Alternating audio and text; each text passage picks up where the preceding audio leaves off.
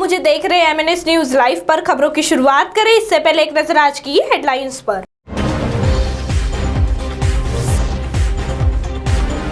असम केरल में सत्ताधारी पार्टियों की वापसी, राजधानी में अंतिम संस्कार के लिए कम पड़ रही लकड़ियां, पैसेंजर नहीं मिलने से शताब्दी इंटरसिटी सहित कई ट्रेनें को रेलवे ने किया रद्द। आइए अब खबरें देखते हैं विस्तार से। असम केरल में सत्ताधारी पार्टियों की वापसी। केरल में सत्ताधारी लेफ्ट को आसानी से बहुमत मिलता दिख रहा है। शुरुआती रुझानों में एलडीएफ को 95, यूडीएफ को 45 और भाजपा को 1 सीट मिलती दिख रही है। पलक्कड़ से मेट्रोमैन और भाजपा उम्मीदवार श्रीधरन बढ़त बनाए हुए हैं।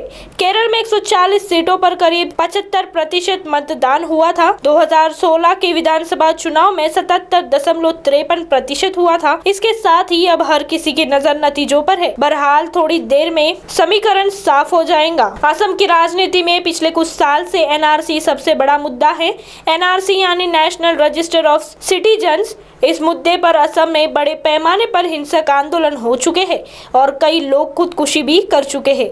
2016 में हुए विधानसभा चुनाव में भी एनआरसी ही सबसे ज्यादा चर्चा में रहा।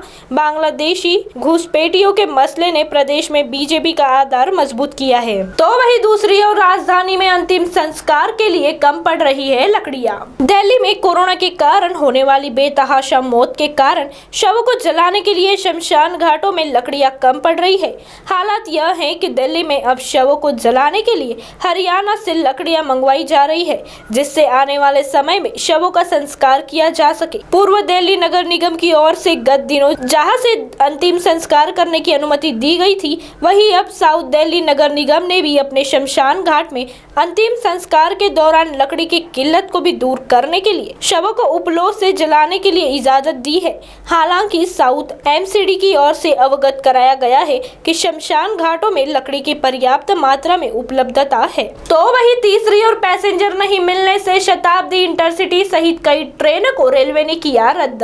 लॉकडाउन में नहीं मिल रहे हैं पैसेंजर, शताब्दी सहित कई पैसेंजर ट्रेनें की गई निरस्त।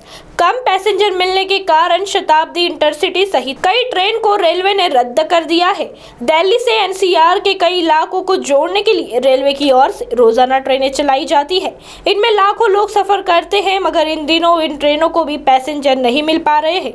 इसको देखते हुए रेलवे की ओर से ऐसी ट्रेनों को अगले कुछ दिनों तक के लिए रद्द कर दिया है। रेलवे की ओर से इसके लिए बाकायदा विज्ञापन प्रकाशित करवाया गया है। कुछ ट्रेनों को 1 से 2 मई तक के लिए ही निरस्त कर दी गई है।